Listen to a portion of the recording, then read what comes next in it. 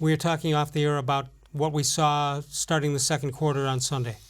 Yeah, or even late first. I mean, I saw the return of Freddie Kitchens, the Freddie Kitchens that we all know and love, or we knew and loved from 2018. Right. You're talking about play calling. Yeah, the fun-loving Kitchens. Now, he was being serious on the sideline, don't get me wrong.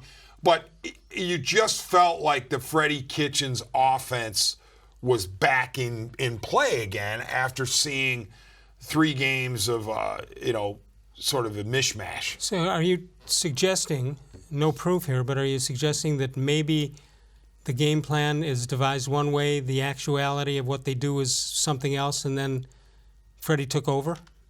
I wonder. It just makes you wonder. But look, Todd-Monken is a phenomenal offensive mind. No one disputes that. But he has... With the right quarterback. Well, or, maybe he thinks he can do phenomenal things with Mayfield. Here's the deal, though.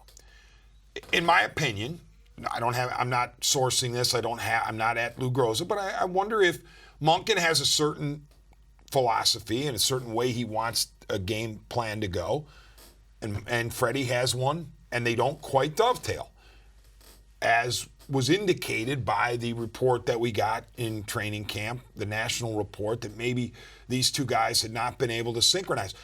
Not to say there's any animus, there's any anxiety or necessarily or angst, but two guys who are really bright can't quite get their philosophies to mesh. And I'm wondering if Freddie just said, you know what, Todd, you can do a lot of things for us leading up to game day or whatever, but I'm going to go with what got me here. Okay, I'm wondering if that might be the case. That's all plausible, but don't you find it hard to believe that it would be left up to after the first quarter of Game 4?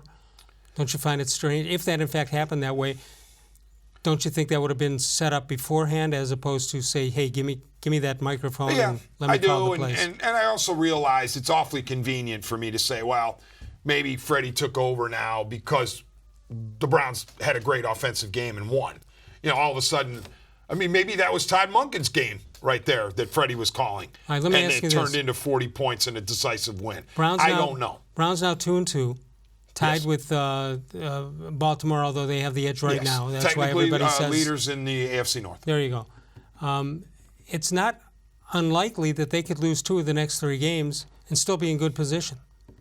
Correct. You got San Francisco, you've got Seattle, and you've got New England. Yeah, speaking of games, of picking games, I've looked around the nation to see how the nation is reacting to the Ravens, and I'm seeing a lot of people, after what they saw from the Ravens against Cleveland and also Pittsburgh beating up on a terrible Bengals team, right. All of a sudden you see guys picking the Steelers over the Ravens this weekend, which was unheard of a week ago, sure. right? Sure. And all they did was beat the Cincinnati. Well, yeah, not only that, right. It was more. I think it was more about what the Ravens not looking all that good and losing. Where's that game? Than it was about the Steelers pounding the Bengals. Where's the Cincinnati Pittsburgh game? Or the Ravens are going to Pittsburgh, and wait a minute. If you're a Browns fan, who are you rooting for?